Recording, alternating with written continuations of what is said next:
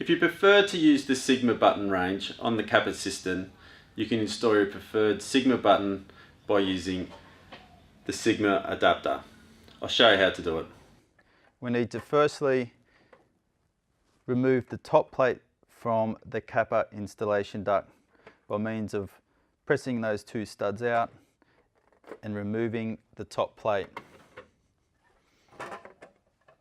That top plate needs to push into the corresponding holes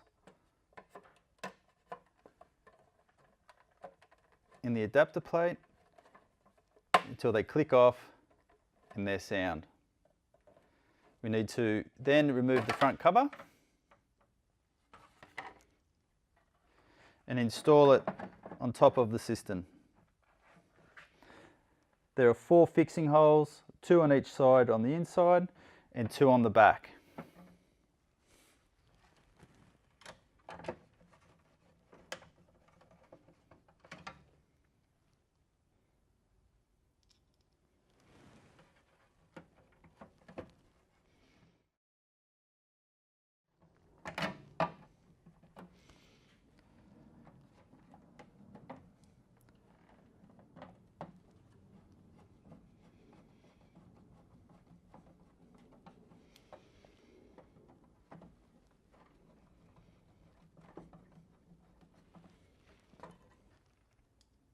And then 2 final screws on the front.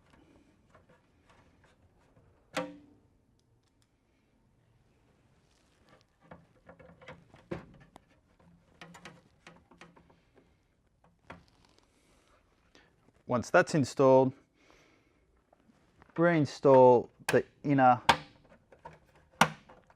cover and the installation duct cover plate, and it's ready for sheeting.